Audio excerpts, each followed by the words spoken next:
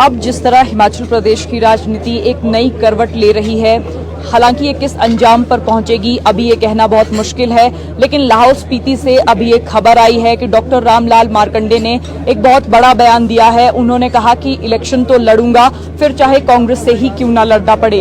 ऐसे में भाजपा ने जब 6 टिकट और 6 टिकटों की घोषणा भी कर दी है, ऐसे में रवि ठाकुर को लाहौल स्पीति से टिकट की घोषणा भी भाजपा ने की है। इम्पैक्ट आने वाले समय में इसका क्या रहेगा, खुद रवि ठाकुर हमारे साथ बातचीत करने के लिए है।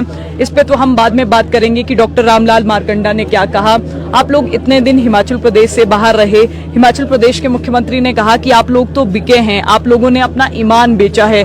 अगर आप लोग सच्चे होते तो आप प्रदेश में रहते, आपको चंडीगढ़ या फिर आपको ऋषिकेश या फिर आपको दिल्ली जाने की जरूरत तो पड़ती नहीं। देखिए, हिमाचल से बाहर रहने का हमारा क्या वजह थी वो माननीय मुख्यमंत्री खुद जानते हैं। जब हमने मतदान किया तो हमें निष्कासित किया गया, और निष्कासित किया गया हमें इलीगली, संवैधानिक तौर पे नहीं किया गया। इसका सबसे बड़ा मैं उदाहरण देना चाहता हूँ कि हमारे सर्वोच्च न्यायालय ने कॉग्निजेंस लिया और उन्होंने डेट भी दिया, उन्होंने नोटिस दे दी थी हमारे विधानसभा अध्यक्ष को कि आप बताइए किस तरह से आपने इनको बाहर निकाला।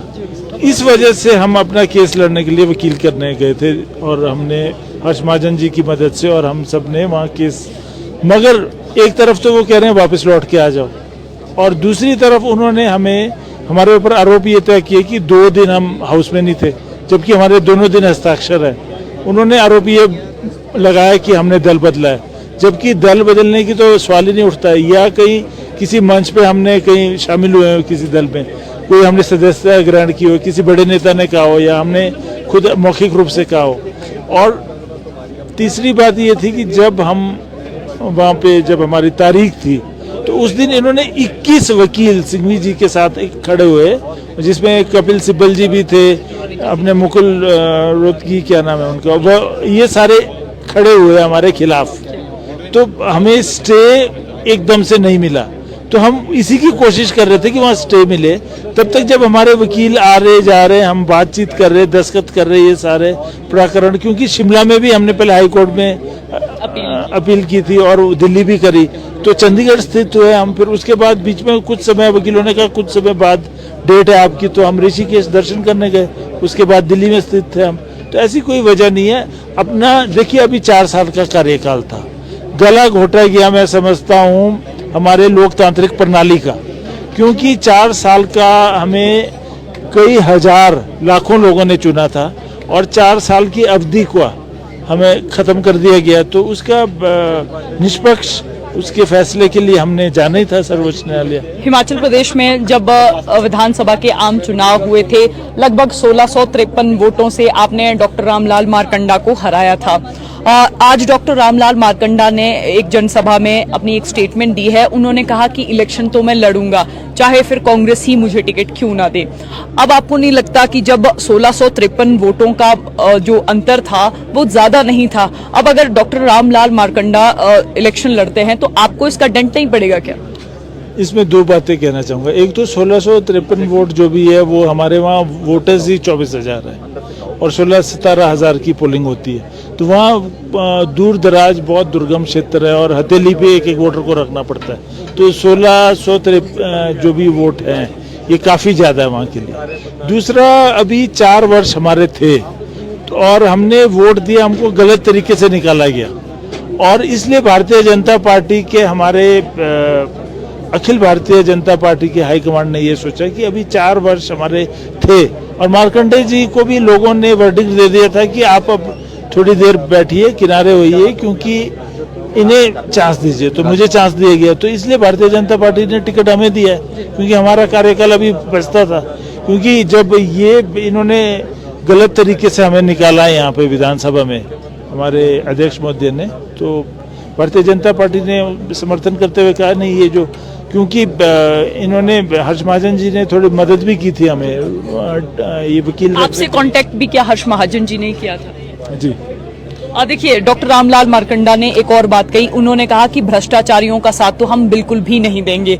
अब ऐसे में जो पार्टी के पुराने कार्यकर्ता हैं उनको साथ रखना और उनको साथ ले चलना, ये आपकी भी बड़ी रिस्पॉन्सिबिलिटी है। इसके लिए कोई प्लान बी सोचा गया है या फिर भाजपा के शीर्ष नेतृत्व से बातचीत हुई हो, डॉक्टर रामलाल मारकंडा से आपकी बातचीत हुई हो?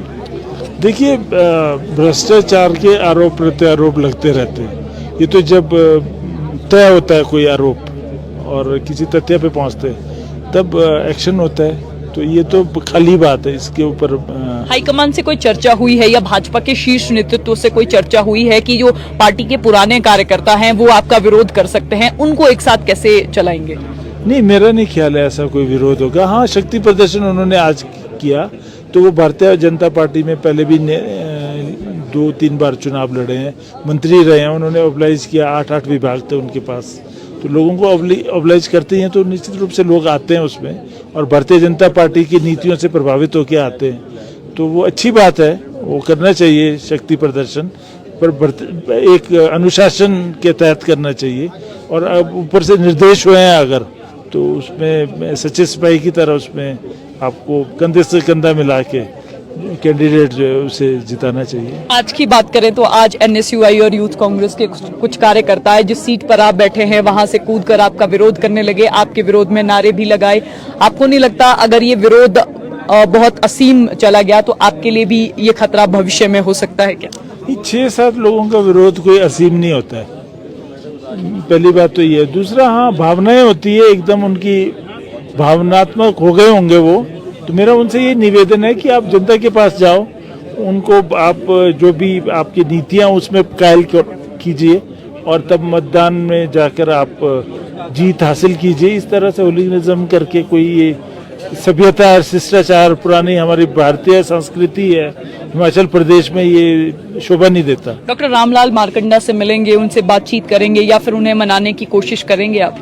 निश्चित रूप से मैं आपके माध्यम से भी गुजारिश करता हूं उनको समर्थन दें, वो मैंने अभी कहा है। और हमारे बाकी हम बात करेंगे, वो हमारे पार्टी के नेता रहे, अभी भी हैं और पहले भी सरकारों में रहे हैं, तो निश्चित रूप से बात। आज हिमाचल प्रदेश के अलग अलग जगहों पर भाजपा के बड़े नेता गए थे, जिन अभी हाल ही में जिन लोगों को टिकट दिए हैं उनके समर्थन में भाजपा के बड़े नेता थे, उनका साथ दे रहे थे। अब आपका लाहौल स्पीति का दौरा कब है और आपके साथ पार्टी के कौन से नेता आएंगे? देखिए, अभी जो 6 विधानसभा क्षेत्रों में चुनाव हो रहे हैं उसमें सारे लोअर हिमाचल से हैं। जब मैं अकेला विधायक हूँ जो कि अपर हिमाचल से और मंडी पार्लियामेंट्री से हमारे उपचुनाव हो रहे हैं, और मुझे इस बात का पूरा मेरे जहन में है कि दोनों पार्टियां, भारतीय जनता पार्टी भी और कांग्रेस भी, इन 6 पर्टिकुलर चुनाव क्षेत्रों में ज़्यादा फोकस करेगी, क्योंकि सरकार का कंटिन्यू करना या हटना इसके ऊपर भी निर्भर होगा, तो ये संघर्ष तो रहेगा इसमें। भाजपा ने आपसे टिकट का ही कमिटमेंट किया था या फिर टिकट के अलावा भी कोई कमिटमेंट भाजपा की तरफ से आपको दी गई है? मैं भारतीय जनता पार्टी में निस्वार्थ भावना से आया हूं, उनकी नीतियों से प्रभावित होकर, और जो सरकार खासतौर से हमारी केंद्र सरकार जो कार्य कर रही है उससे प्रभावित होकर आया। जेपी नड्डा से आपकी क्या बातचीत हुई थी? क्योंकि एक मीटिंग हुई थी आप लोगों की जेपी नड्डा के साथ, उसके बाद आपने भाजपा आधिकारिक रूप से ज्वाइन की थी। उस समय जेपी नड्डा के साथ आप लोगों की क्या बातचीत हुई? हमारी यही बात हुई थी। उन्होंने कहा था कि ठीक है, आपने सही को सही समझ के जो मतदान किया है, और आपके 4 वर्ष कांग्रेस पार्टी, कांग्रेस सरकार ने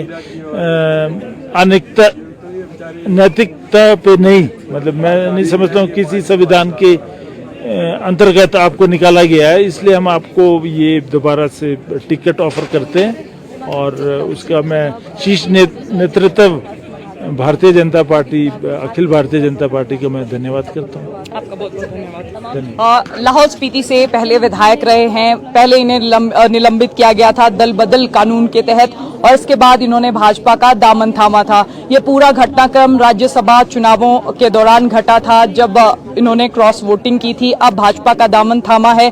लाहौल स्पीति में फिलहाल डॉक्टर रामलाल मारकंडे का जिस तरह बयान आया है, रवि ठाकुर इस बयान के विषय में क्या सोचते हैं, और जो सियासी सरगर्मियां चल रही हैं फिलहाल वो अब किस करवट बदलेंगी, ये भी हम आपको कुछ ही देर में बताएंगे। पल पल की अपडेट आपको देते रहेंगे। और तो फिलहाल संवाद भारत में अभी के लिए बस इतना ही। नमस्कार।